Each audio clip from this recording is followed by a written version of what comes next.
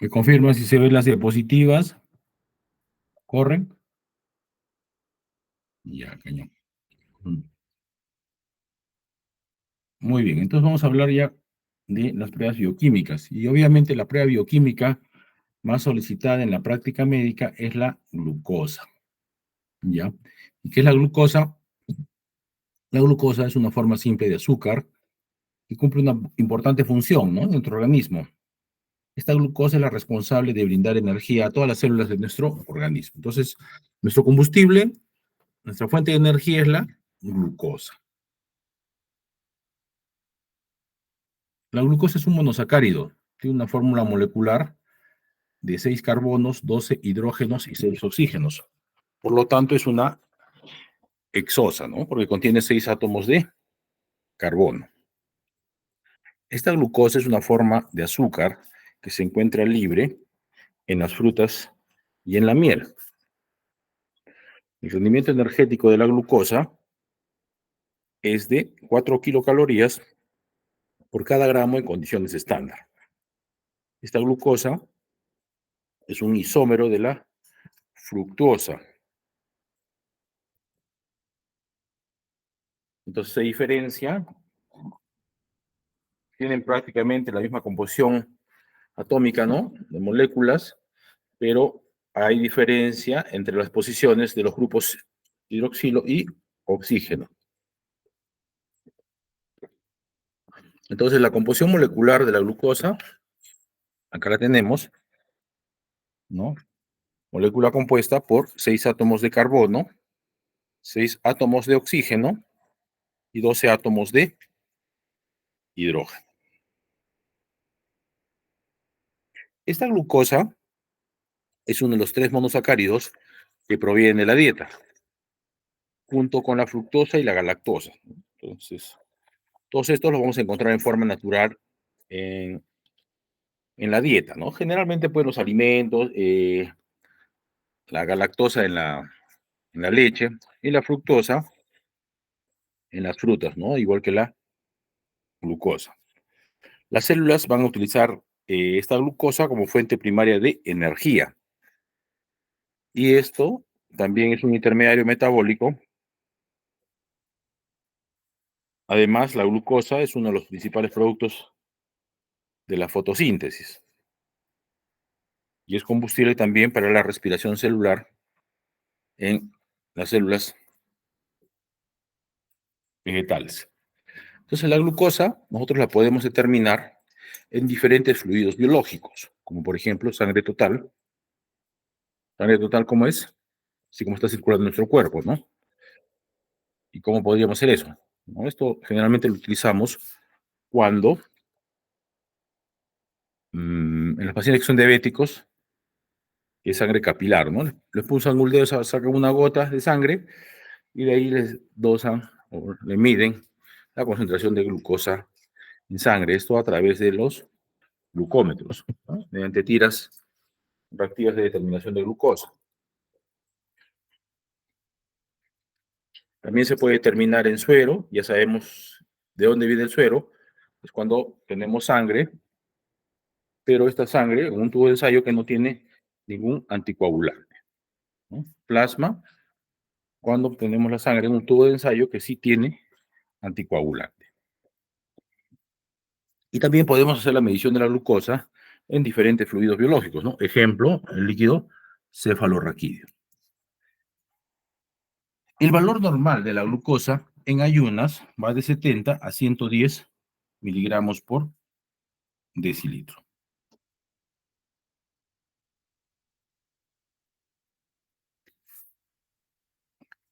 O, dicho de otra manera, en unidades internacionales, de 3,9 a 5,6 milimoles por litro. Esto es en unidades internacionales, ¿no? Acá en nuestro medio, generalmente, vas a encontrar los reportes en miligramos por decilitro. Entonces, ¿qué sucede cuando tú ingieres glucosa? Bajo la modalidad de cualquiera, ¿no? O sea, por ejemplo, puede ser fruta, puede ser carbohidratos, pan, chocolates, etcétera, etcétera. La glucosa se va a elevar en sangre, ¿ya? Pero ¿hasta qué nivel? En un paciente normal se le va a elevar hasta 140, 160 máximo, y de ahí va a volver a la normalidad a las 2 horas. Eso es lo normal, ¿ya? En un paciente en una persona que es sana como ustedes y, por ejemplo, que no es diabético, ¿no? ¿Ya? Entonces, el valor de la glucosa postprandial va a ser normal a las 2 horas, ¿no? O sea, si nosotros ingerimos y no somos diabéticos, nuestra glucosa debe estar normal a las 2 horas.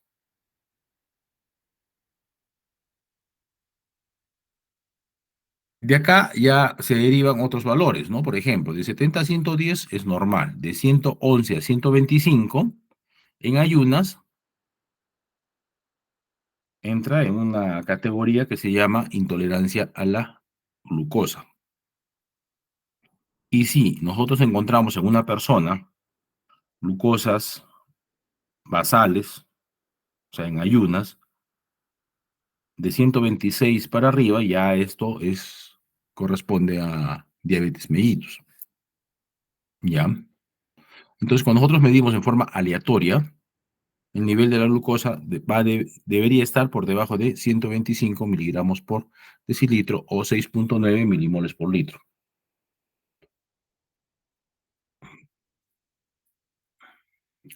¿Por qué es importante medirse la glucosa? Como ya les he comentado, cuando van pasando los años, van declinando las funciones metabólicas. O sea, ya vamos a metabolizar menos, ¿no? Por eso de repente cuando tú eres joven, puedes comer lo que sea a la hora que quieras y no pasa nada, ¿no? Regresas de una fiesta en la madrugada, comes abundantemente y no pasa nada. En cambio, ya las personas que vamos teniendo ciertos años, entonces ya las funciones metabólicas van declinando, ¿no? O sea, por ejemplo, yo hago eso, ya pues me cae pesadísimo, no puedo dormir, etcétera, etcétera. De la misma manera van declinando una serie de funciones metabólicas. Una de ellas es el manejo de la glucosa, ¿no? Y por eso que con los años comienzan a aparecer este tipo de enfermedades crónicas o enfermedades metabólicas, ¿no?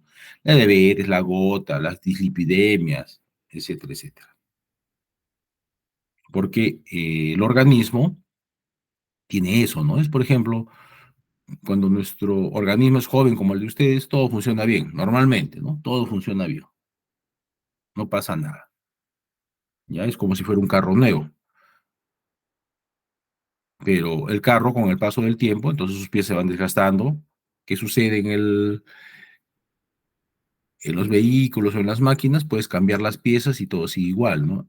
El problema en el organismo es que estas funciones van declinando, ¿no? Entonces, si tú, además del proceso natural de envejecimiento,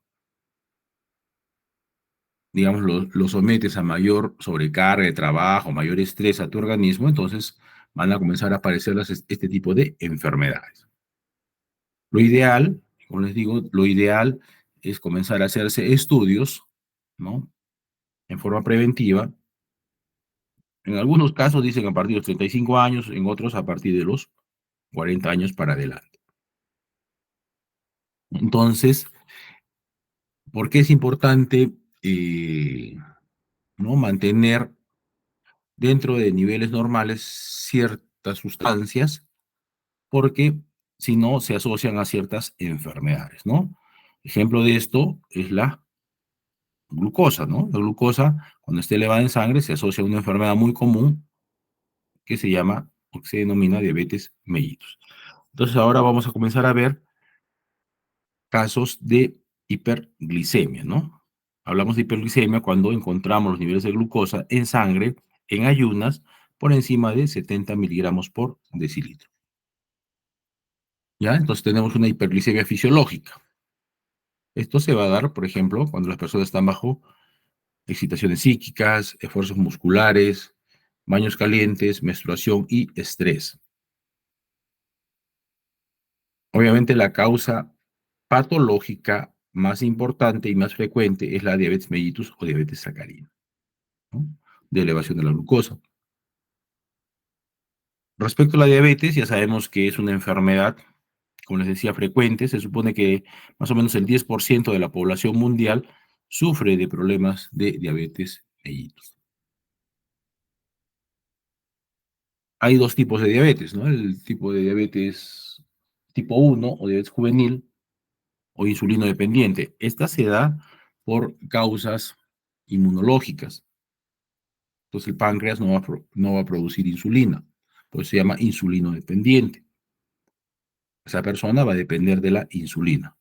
La insulina es la hormona que fabrica el páncreas y que es necesaria para que la glucosa que está en sangre ingrese dentro de las células, ¿no? Para que cumpla las funciones metabólicas, o sea, de brindarnos energía. Y la diabetes mellitus tipo 2, que es la insulino no dependiente, ¿no? Esta se da por lo que les he comentado, ¿no? Ya por los procesos de envejecimiento, declinación de las funciones metabólicas y también por sobrecarga, ¿no? O sea, si un paciente tiene sobrepeso, no hace actividad física, etcétera, etcétera, va a haber una sobrecarga de glucosa, ¿no? Que ya el organismo no lo va a poder metabolizar y se va a ir acumulando y va a venir la diabetes mellitus. ¿Cuál es el problema de la diabetes? No es que seamos dulces, ¿no? Sino las complicaciones de estas enfermedades, ¿no? Que con el paso del tiempo dañan o complican otros órganos, ¿no? En el caso de la diabetes, por ejemplo, sobreviene la retinopatía diabética, que te vuelve ciego, infarto agudo de miocardio, nefropatía diabética, insuficiencia renal, neuropatía diabética, ya comienzas a sufrir, pues, ¿no? Alteraciones de la sensibilidad, pie diabético y etcétera, ¿no? Entonces, ese pie diabético, o sea, como tienes alteraciones de la sensibilidad, no cicatrizan las heridas, etcétera, etcétera, se van infectando y al final terminan en amputaciones. ¿Ya? Entonces, esas básicamente son las complicaciones, ¿no? Y como le digo, se vuelve un problema de salud pública, porque el 10% de la población, o sea, en el Perú, si somos más de 30 millones, entonces más o menos ya 3 millones de personas sufren de diabetes mellitus, ¿no? Con estas complicaciones, ¿no? Si es que no las controlamos, no manejamos la enfermedad bien, van a tener este tipo de enfermedades que se convierten en un problema de salud pública. Otras causas de hiperglicemia, tenemos los síndromes diabetoides extrainsulares, como síndrome hipoficiario, la acromegalia, la enfermedad de Cushing, síndrome adrenogenital, el hipertiroidismo, obviamente menos frecuentes que la diabetes mellitus o diabetes sacarina. También como causas de elevación de la glucosa en sangre tenemos la hiperglicemia encefalopática traumática. Los traumatismos encefalocranianos causan hiperglicemia. El infarto agudo de miocardio también va acompañado de hiperglicemia los 2 primeros días. Hay una hiperglicemia iatrógena hormonal debido al uso de adrenocorticotrofina, o sea, por estimulación, ¿no? De las glándulas suprarrenales, donde se va a producir, por ejemplo, cortisol o la adrenalina también hace que se eleven los niveles de glucosa en sangre. La pancreatitis aguda. Nosotros sabemos que el páncreas tiene dos porciones, exocrina, que se encarga de producir unas enzimas, ¿no? Como por ejemplo la milasa, la lipasa, ¿ya? Pero también tiene una porción endocrina, donde produce la insulina. Entonces, si el páncreas está fallando, está inflamado, etcétera, etcétera, no produce la suficiente cantidad de insulina, entonces, ¿qué va a pasar? La glucosa se va a elevar en sangre. La diabetes gestacional también, un porcentaje, el 10% de las gestantes hace este cuadro, ¿no? Ustedes saben que en el embarazo hay una alteración inmunológica, hay unos cambios inmunológicos, ¿no? Que afectan en un porcentaje de las gestantes, ¿no? Que llega al 10%. Por eso las gestantes también tienen que controlarse, tienen que mantener un peso ideal, o sea, no se pueden desbandar, ¿no? Porque si no puede sobrevenir esto de la diabetes gestacional y qué va a traer como consecuencia fetos macrosómicos que finalmente van a terminar en partos distóxicos. Otra causa también importante de elevación de la glucosa es el consumo de alcohol, acompañado de desnutrición, ¿no? O sea, los alcohólicos generalmente pues son malnutridos, ¿no? Entonces estos pueden terminar con niveles elevados de la glucosa.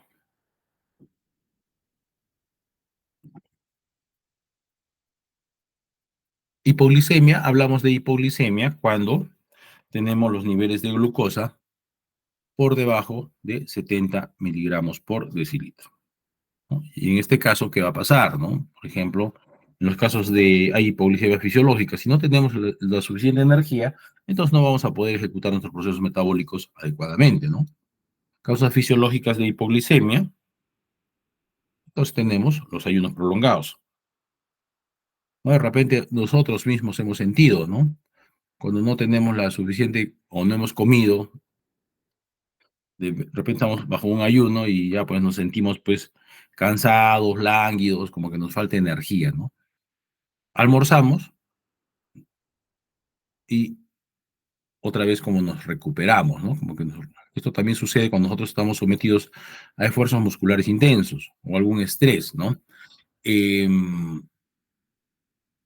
de repente ustedes han escuchado que antes pues, era muy frecuente esto de los desfiles escolares en las calles, etcétera, ¿no? Entonces a veces había alumnos que se desmayaban. Eso era por hipoglicemia. O cuando hacemos esfuerzos musculares intensos, ¿no? Vamos al gimnasio, etcétera, nos esforzamos bastante y terminamos, pues, como les decía, pues, cansados, agotados, ¿no?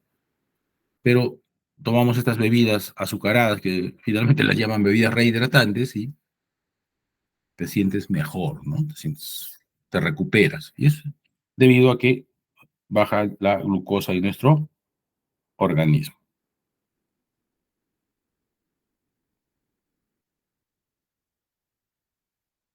También debido a un hiperinsulinismo, ¿no? Debido a un insulinoma.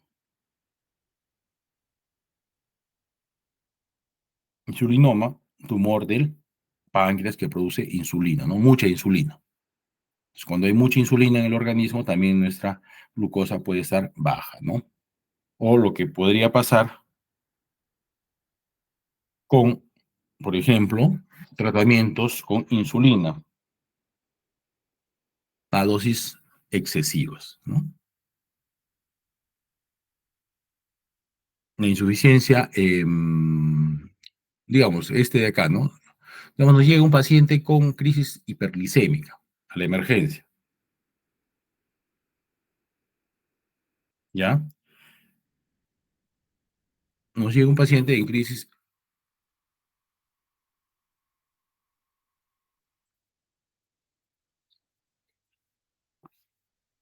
hiperglicémica, entonces le ponemos insulina, obviamente, para bajarle rápido la glucosa y de repente a veces se nos pasa la mano, ¿no?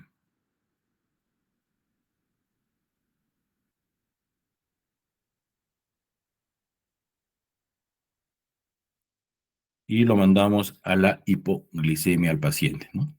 También en la insuficiencia suprarrenal de la enfermedad de Addison, como les decía, en la enfermedad de Addison o la insuficiencia suprarrenal, ¿qué va a pasar? No se producen las hormonas corticosteroidales. Y habíamos dicho que el cortisol ayuda a mantener, inclusive eleva los niveles de glucosa en sangre, ¿no? Afecciones hipoficiarias con hipopituitarismo, también algunos trastornos de la nutrición, ¿no? Como por ejemplo, o trastornos digestivos. Acá, por ejemplo, tenemos la absorción de los alimentos, ¿no? O sea, cuando no se absorben los alimentos que proveen glucosa, ¿no? De los carbohidratos, por ejemplo. También por pérdidas, vómitos, diarreas, fístulas, hipoglicemia de la lactancia. Entonces, estos casos también pueden ir acompañados de hipoglicemia, ¿no?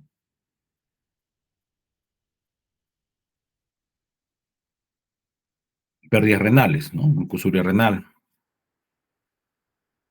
tumores extrapancreáticos, como sarcomas retroperitoneales que tengan actividad insulinoide, ¿no? O sea, cuando hay mucha insulina también, y esta insulina sea efectiva, ¿no? Entonces nos pueden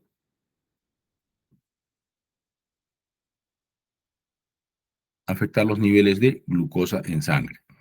Y también no olvidemos una de las causas, no olvidemos una de las causas, por ejemplo, las bacterias, ¿no? Cuando haya bacteriemia, importante, por ejemplo, en el caso de la sepsis o infecciones importantes, entonces podríamos tener niveles bajos de glucosa debido a que estas bacterias también necesitan fuente de energía, ¿no? Y la toman de la glucosa de la sangre. Entonces, cuando nosotros pensamos que el paciente es diabético, entonces se recomienda hacerle esta prueba, ¿no? Que se llama curva de tolerancia a la glucosa,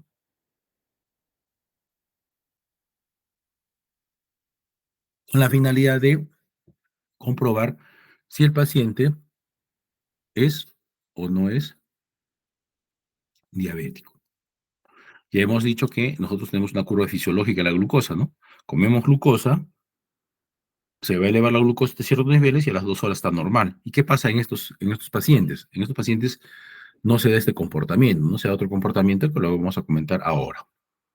Ya curva de tolerancia a la glucosa. Entonces, esta prueba se basa en que lo sometemos al paciente a una sobrecarga oral de glucosa.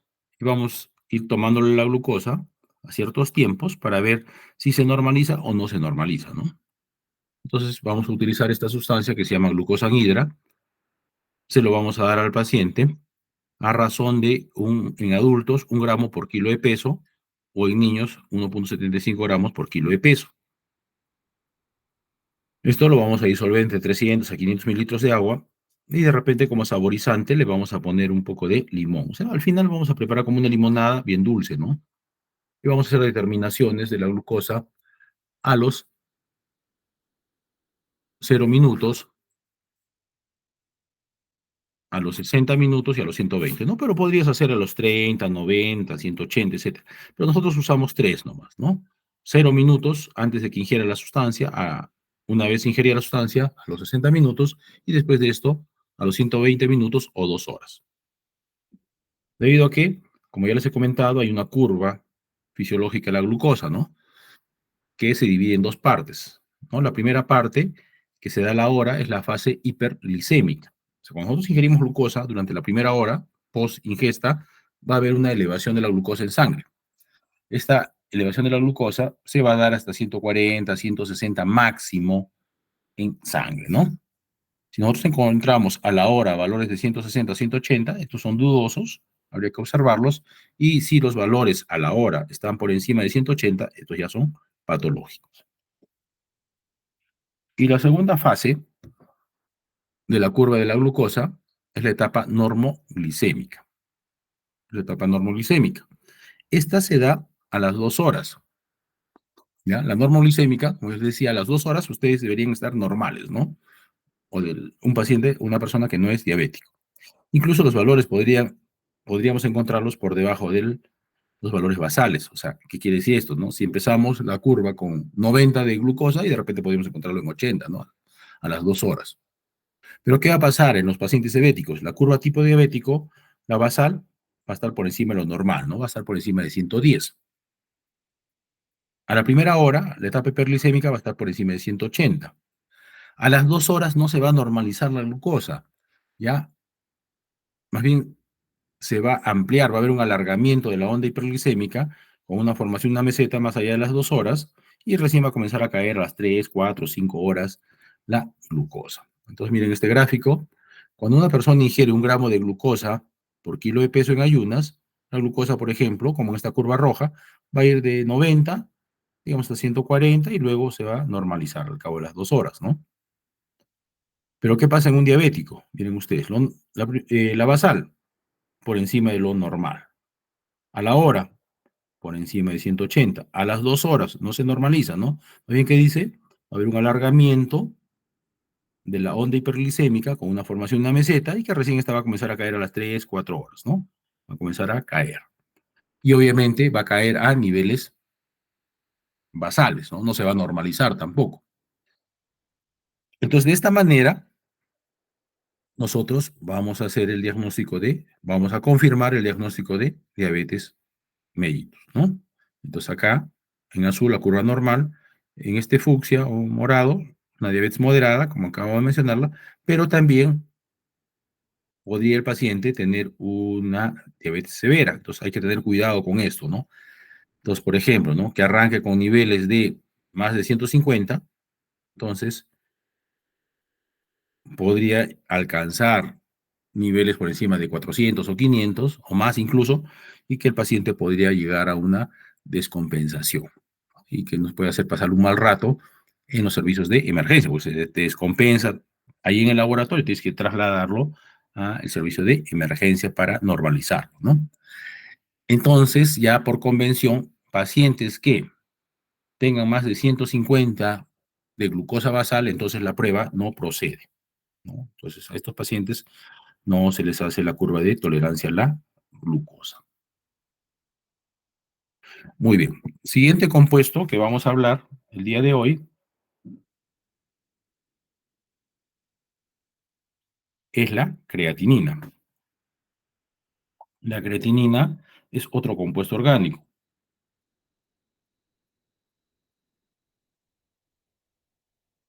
¿ya? Es otro compuesto orgánico que, como les había comentado, este compuesto orgánico proviene del desecho del metabolismo muscular, ¿ya? Del músculo estriado.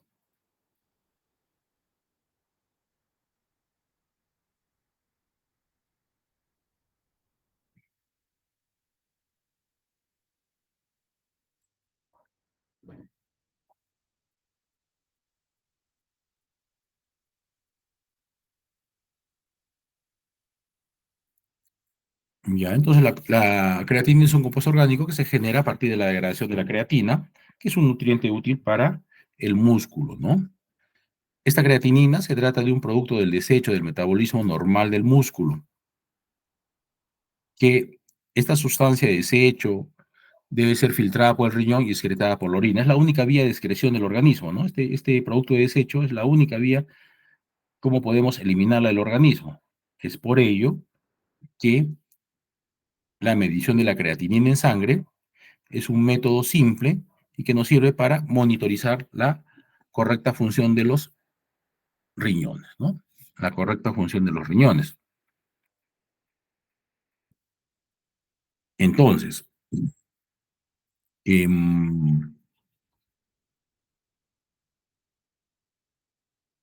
esta prueba de la creatinina nos sirve para evaluar la función renal, ¿no?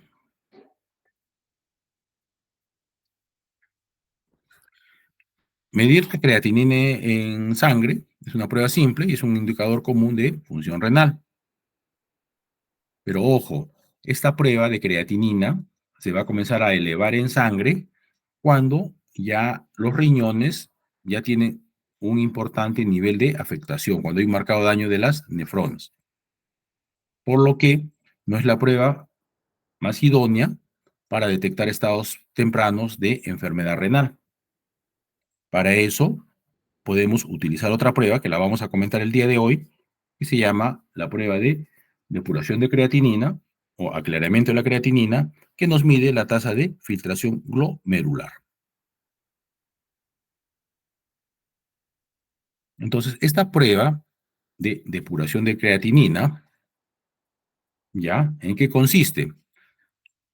En comparar la creatinina que nosotros producimos, o sea, la creatinina en sangre, versus la creatinina que nosotros finalmente terminamos desechando. Entonces vamos a medir la concentración de creatinina en orina.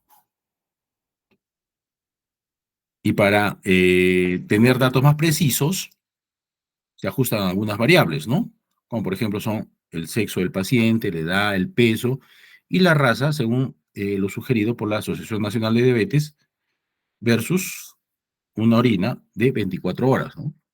La concentración de la creatinina, pero en orina de 24 horas, para tener todas las variables más precisas, ¿ya? Entonces, esto de la edad, el sexo, el peso, la raza, también influye porque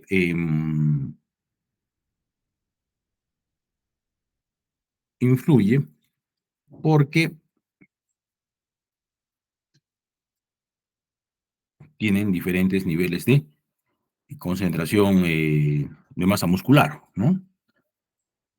¿Ya? Entonces, el valor, volviendo a la creatinina sérica, el valor normal para mujeres va de 0,6 a 1,1 miligramos por decilitro o de 45 a 90 micromoles por litro. Para varones va de 0,8 a 1,3 miligramos por decilitro, o de 60 a 110 micromoles por litro. Esto es expresado en unidades internacionales. ¿Ya? Entonces, ¿por qué los varones tienen más creatinina que las mujeres? Porque tienen mayor masa muscular, ¿cierto? Mayor masa muscular, ¿ya? Entonces, la concentración de creatinina en sangre va a depender de qué cosas. Uno, de la masa muscular que tiene la persona que estamos midiéndole la creatinina. Y además de la función renal, cómo está funcionando su riñón, ¿no? Entonces, eso para que no se olviden, ¿no? Entonces, como les decía, ¿cuándo se va a elevar la creatinina en sangre? Normalmente se nos va a elevar cuando haya problemas de nefropatías, ¿no? Cuando el riñón no funcione, cuando ya comience a fallar, ¿no? Entonces, en los casos de insuficiencia renal, incluso cuando la creatinina, el nivel de creatinina se eleva por encima de 5 miligramos por decilitro, es un factor de mal pronóstico. Entonces, este paciente tiene que terminar en diálisis, ¿no? Ya puede ser diálisis peritoneal o hemodiálisis para retirarle la creatinina, porque al final esta sustancia lo puede llevar a la muerte. También podríamos tener elevaciones de creatinina por insuficiencias circulatorias con déficit prerrenal, ¿no? O sea, que no llegue la suficiente cantidad. Ya habíamos dicho que al riñón le llega todos los días 180 litros, ¿no? Y de ahí lo filtra y lo reabsorbe. Finalmente solo se termina eliminando 1,1%, que es 1.800 mililitros más o menos, ¿no? Los problemas de deshidratación también, ¿no? Se puede elevar la creatinina en obstrucciones urinarias, en el gigantismo y la acromegalia. Podría haber también elevación debido a que estas personas tienen mayor masa muscular. La prueba de depuración de creatinina, como les decía, es una prueba que nosotros utilizamos para medir la tasa de filtración glomerular, ¿no? La tasa de filtración glomerular.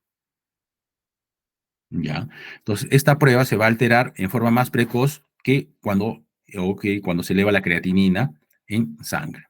Como ya les había dicho, se basa en que compara los niveles de creatinina en sangre, o sea, cuánto producimos de creatinina versus cuánto de creatinina terminamos eliminando en orina, ¿no? Entonces compara el valor de la creatinina en sangre contra el valor de la creatinina en orina, ¿no? Ajustándole algunas variables.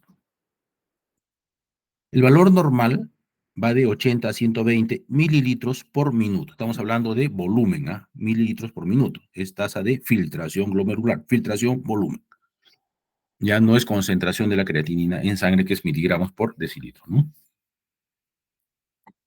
Entonces, la fórmula para hallar, o sea, acá se aplica una fórmula matemática, ¿no? Medimos la concentración de la creatinina en orina, pero en la orina que hemos eliminado en 24 horas, ¿ya? La orina que hemos eliminado en 24 horas. ¿Y cómo juntamos orina de 24 horas? No, al paciente le decimos, bueno, señora, ya, ¿usted qué hora se levanta? A tal hora, ¿no? Entonces, usted tiene su primera micción, ¿no? Esa micción no la juntamos, ¿no? Eso corresponde al día anterior. Entonces, desde la segunda micción, vamos a juntar todo lo que va orinando, hasta la primera micción del día siguiente. Eso lo llevamos al laboratorio y en ese volumen total, el laboratorio, uno va a medir cuánto de volumen ha eliminado la persona y en ese volumen va a ver cuánto de creatinina, cuánto de concentración hay, ¿no? Versus la creatinina en sangre del paciente, ajustando algunos valores, ¿no? En caso de la creatinina en orina, se le multiplica por el volumen urinario expresado en mililitros por 1,73 para ajustar la superficie corporal del paciente. Entre la creatinina en sangre por un factor 1440 por la superficie corporal del paciente. ¿Cómo hallamos la superficie corporal del paciente? Talla en centímetros del paciente más su peso corporal menos 60, ¿no? Entonces, digamos, uno de 1,70 m, 170 centímetros, que pese 90 kilos, ya sería más 90, sería 260, menos 60, 200. Entre 100, la superficie corporal de este paciente es 2, ¿no? Obviamente, lo normal es un poco menos, ¿no? En cambio, en este caso, el paciente que pesa 90 kilos y mide 1,70 m está subido de peso, ¿no? Está con un índice de masa corporal fuera de lo normal. Entonces, de esta manera, nosotros vamos a encontrar la tasa de filtración glomerular, que es lo mismo que la depuración de creatinina. Ahí está mi alarma. Me había puesto porque mis clases pensaba que eran las 6. Muy bien. Hoy día Michelle le ganó a mi alarma.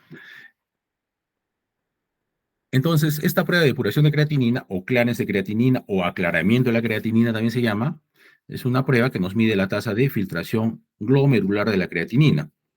Esta concentración de creatinina ya sabemos que es endógena, es independiente de la dieta y su producción es constante. Esta prueba también va a estar afectada ¿por qué? Por oligurias. Hablamos ya que la oliguria era cuando nosotros orinábamos menos de 400 mililitros en 24 horas, por alguna circunstancia, ¿no? Ya las hemos comentado cuando hicimos la clase pasada. O por problemas en la recogida del volumen urinario, ¿no? Entonces acá tenemos que incidir con el paciente, ¿no? Si vamos a determinar que vamos a utilizar esta prueba, entonces tenemos que incidir con el paciente en la recogida del volumen urinario, ¿no? ¿Ya? Porque acá va a cambiar la cosa si tú multiplicas por 1.800 o 1.500 o 2.000 que por 300 mililitros, ¿no? Van a cambiar los valores, definitivamente. Obviamente va a estar afectada patológicamente en los casos de nefropatías, como por ejemplo la glomerulonefritis aguda, glomerulonefritis crónica o la glomerulosclerosis diabética. Entonces, es lo que causa la diabetes, ¿no? Esclerosis de los vasos, etcétera, etcétera. Siguiente prueba es el ácido úrico, ¿ya? El ácido úrico. El ácido úrico es otro compuesto orgánico, es otro compuesto de desecho, ¿ya? Que fundamentalmente va a ser eliminado por la orina,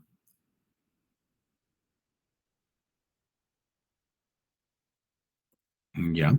El ácido úrico es un compuesto orgánico que en su composición química tiene carbono, nitrógeno, oxígeno e hidrógeno.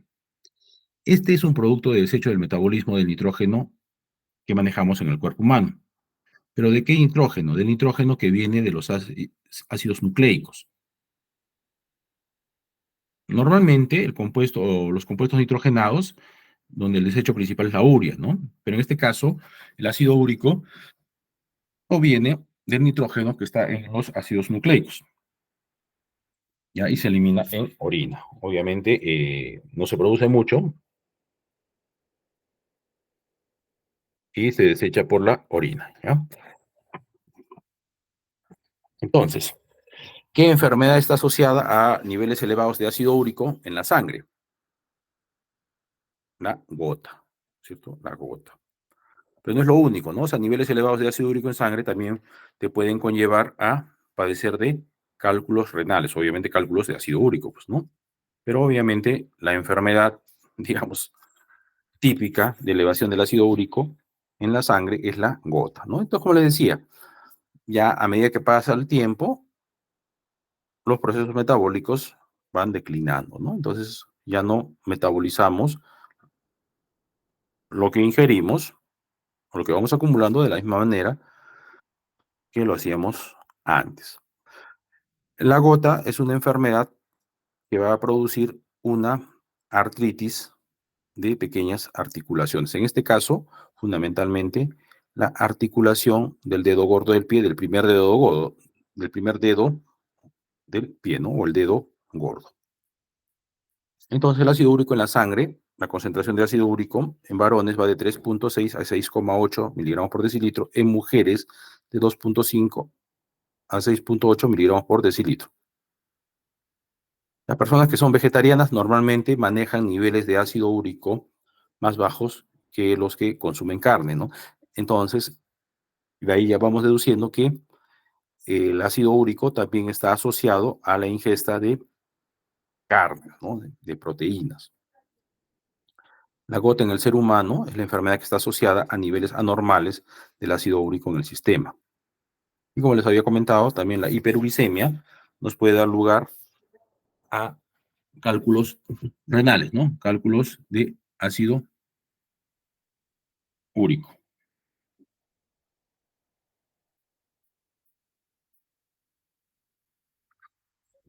Entonces, como les decía, ¿de dónde venía el ácido úrico? Venía del metabolismo de los ácidos nucleicos. ¿Dónde están los ácidos nucleicos? En el núcleo. ¿Cuáles son?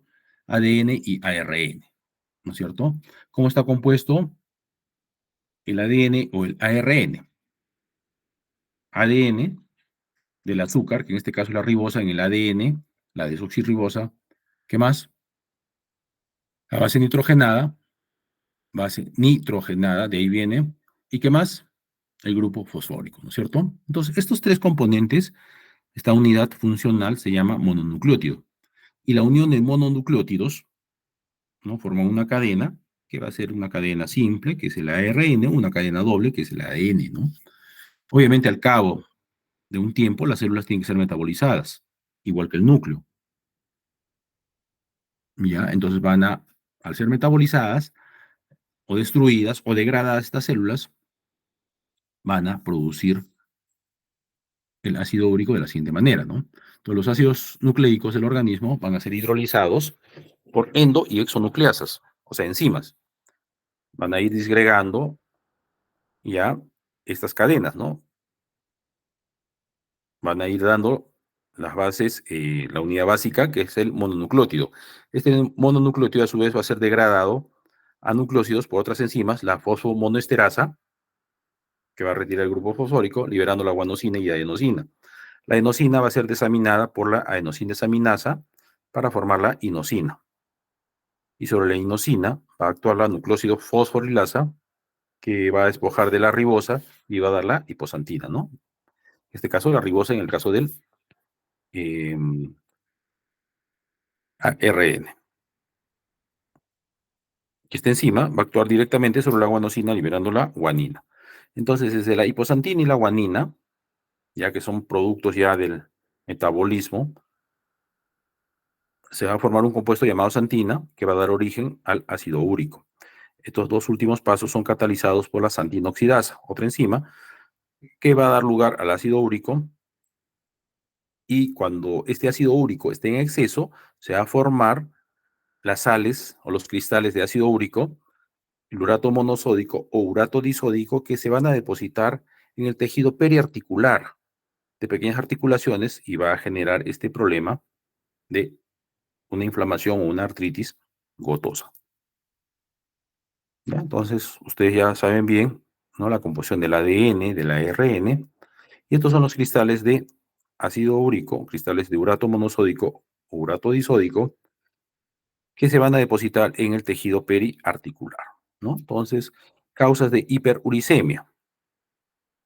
Ya hemos dicho que hasta 6.8, 7 máximo son los niveles de ácido úrico en sangre, ¿no? Entonces, la causa primaria de hiperuricemia es la gota. ¿Qué es la gota? Es un trastorno del metabolismo, las purinas, ¿no?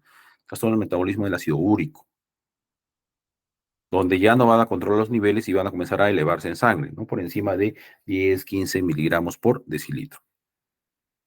Otras causas de elevación del ácido úrico en sangre, por ejemplo, son defectos de la eliminación renal del ácido úrico. ¿Por qué? Por insuficiencia renal. Otras causas: insuficiencia cardíaca congestiva, inhibición farmacológica de la eliminación renal del ácido úrico por el uso de diuréticos, salicilatos, etambutol, piracinamida o metildopa, ¿no? Incluso unos medicamentos que van a interferir con la eliminación del ácido úrico y que va a hacer que se eleve en sangre. Consumo excesivo de alcohol también. El alcohol también te eleva, así como te eleva la glucosa, te va a elevar los niveles de ácido úrico en sangre. Por ello, de repente ustedes han escuchado que estas personas que sufren de gota, ¿no? Entonces, ¿qué les dicen? Alcohol cero, ni olerlo, ¿no? Porque te va a elevar los niveles de ácido úrico en sangre. Entonces, ¿qué causa el ácido úrico elevado? Esta artritis gotosa, ¿no? Esto se llama podagra, ya lo van a ver cuando dan sus rotaciones, pero da un cortejo inflamatorio, ¿no? Con todo el cortejo inflamatorio que hay, una artritis acá, ¿no? Entonces, ¿cuáles son? ¿Ya? Rubor, enrojecimiento, ¿no? Calor, si tocamos, está elevada la temperatura, a ver, ¿qué suceso, no? Dolor, impotencia funcional, etcétera, etcétera, ¿no? Entonces, efectivamente, esta es una enfermedad, si te da, bueno, no te va a dejar ni caminar, ¿no? No vas a poder ni caminar, ¿no? Entonces, hay que bajar los niveles de ácido úrico en sangre a través de medicamentos, ¿no?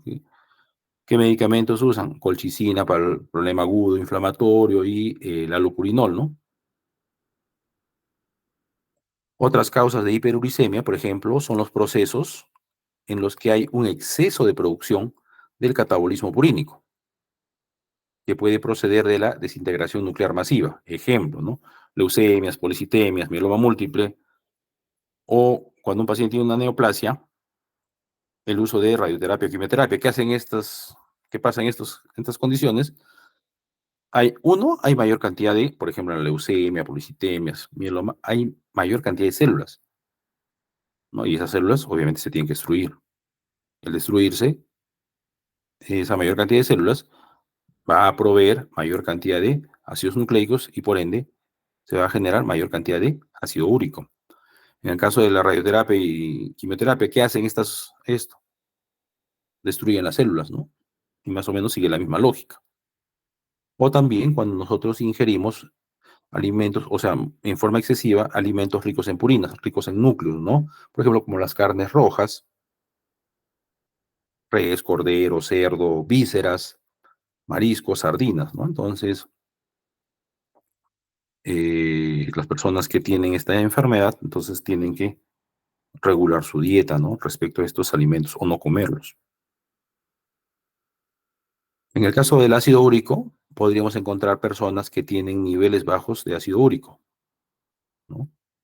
Uno, ya hemos dicho, en los vegetarianos, ¿no? Fisiológicamente, u otros también debido a hemodilución, pacientes sobrehidratados, o por producción disminuida del ácido úrico, o por una eliminación renal aumentada del ácido úrico, ¿no? Aumento del filtrado glomerular, o trastornos tubulares, o efectos úricos de algunos medicamentos o contrastes yodados, ¿no? Que jale más ácido úrico. Siguiente compuesto es la urea. Siguiente compuesto orgánico es la urea.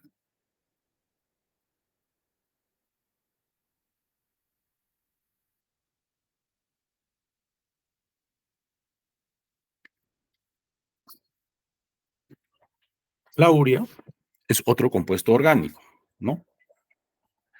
Que también normalmente nosotros lo utilizamos, es un producto de desecho del metabolismo del nitrógeno que hay en el organismo, ¿ya? Este nitrógeno más bien va a venir, no como por ejemplo de los ácidos nucleicos, ¿no? Sino más bien de los aminoácidos de las proteínas.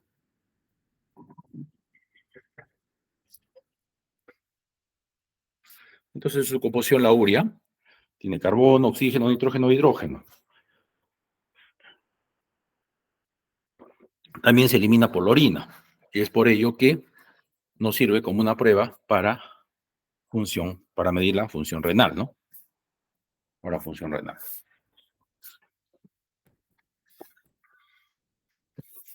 Entonces, la urea es un compuesto químico cristalino incoloro que se encuentra en forma abundante en la orina y una parte pequeña en la materia fecal.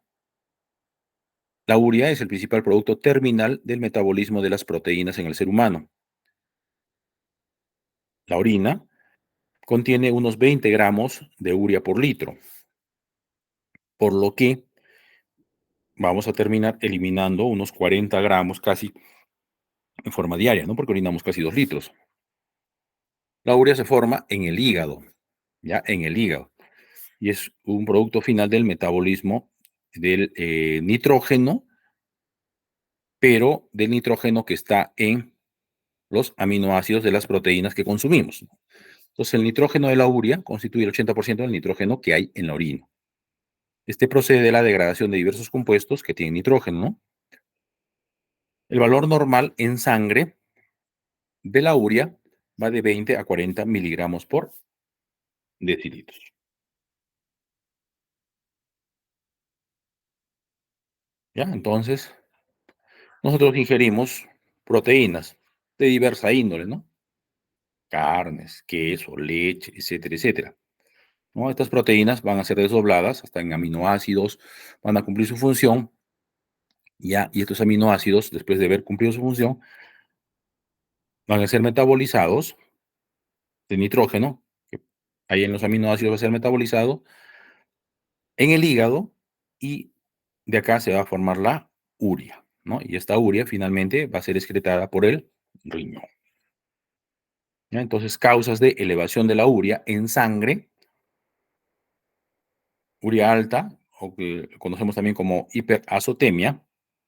Entonces tenemos causas asociadas a el riñón y la vía renal, ¿ya? Urea alta, nefropática y urológica, ¿no? Nefropática, riñón, urológica, vía renal. Y también hay causas de elevación de la urea extrarrenales, ¿ya? Entonces, puede haber ureas altas nefropáticas y urológicas, uremias agudas, en los casos de glomerulonefritis aguda, nefropatía anúrica, nefrosis necrotizante, anuria por obstrucción uretral, uremias crónicas, glomerulonefritis crónica, esclerosis renal primaria, esclerosis renal secundaria, nefropatías quirúrgicas. Y ureas altas por causas extrarrenales o prerrenales, acá tenemos a la insuficiencia circulatoria, deshidratación, ¿no? Insuficiencia cardíaca, por ejemplo, infecciones, hemorragia digestiva y coma diabético. Como en el caso anterior, podríamos tener niveles de urea disminuidos en sangre, sí, por ejemplo, cuando el paciente está sobrehidratado, ¿no? Ingesta elevada de bebidas, sobrehidratado vía oral o sobrehidratado vía parenteral, ¿no? Administración endovenosa de líquidos. En el embarazo también podría haber urea disminuida por hemodilución. Las gestantes retienen líquidos, ¿no? O sea, las gestantes se hinchan, retienen líquidos, entonces esto podría generar una hemodilución donde la urea va a estar disminuida. Otra causa importante de disminución de los niveles de urea en sangre, no nos olvidemos las hepatopatías graves, porque el hígado es el que se encarga de sintetizar la urea. Eh, Hoy en día, a veces ya los médicos ya te piden el BUN, ¿no? El BUN, que es el nitrógeno ureico, pero que está en la sangre, ¿no? Nitrógeno ureico sanguíneo, ¿ya? Eh, Esto corresponde a la mitad de la urea, ¿ya? La mitad de la urea. Ya su valor normal oscila entre 10 a 20 miligramos, ¿no? El valor normal de la urea es de 20 a 40 miligramos por decilitro. Este es de 10 a 20, y los valores por encima, igual que el valor de la urea, por encima de los normales, ya el valor elevado de BUN también nos sugiere una insuficiencia renal aguda. Hay una relación importante entre creatinina y BUN, ¿no? Entonces, por ejemplo, ustedes en la emergencia normalmente piden un perfil básico, glucosa, para ver cómo están los niveles de glucosa, urea y creatinina, ¿no? Creatinina, ya sabemos que es prácticamente exclusivamente problemas renales, ¿no? Pero ya sabemos que la urea también puede ser por renales o por otras causas, ¿ya? Entonces hay una relación entre creatinina y BUN. Esta relación normal es de 1 que corresponde a la creatinina y 10 que corresponde al BUN, ¿ya? O en este caso sería 20 si fuera a la urea, ¿no es cierto? Obviamente esta relación, ¿ya? Esta relación se va a preservar cuando el problema es renal, ¿no? Por ejemplo, cuando hay necrosis tubular aguda, entonces se va a preservar. Y por ejemplo, si esta relación creatinina-BUN se disocia, ¿ya? Porque lo normal es de 1 a 10, y ya por ejemplo hay de acá de 1 a 20, entonces, ¿qué nos va a sugerir? Que hay una azotemia por otras causas, ¿no? Causas prerrenales, como por ejemplo, otras causas pueden estar involucradas, ¿no? Como estados hipercatabólicos, donde se produce mayor nitrógeno ureico, uso de esteroides, uso de antibióticos como la tetraciclina, obstrucción urinaria, sangrado gastrointestinal. ¿Ya? Entonces, no se olviden, entonces hay esta fórmula que más o menos 1 para creatinina, 10 para BUN o 20 para la urea total, ¿ya? y que cuando se mantiene, o sea, se elevan y más o menos se mantiene la misma relación, es por problemas renales, ¿no? ¿Ya? Pero si hay una disociación, ya eso nos ayuda a discriminar si el problema es renal o es causado por otra circunstancia. Muy bien, jóvenes, esa era la última del día de hoy. No sé si quieren hacer alguna pregunta referido a estas 4 pruebas bioquímicas que hemos comentado el día de hoy, ¿no?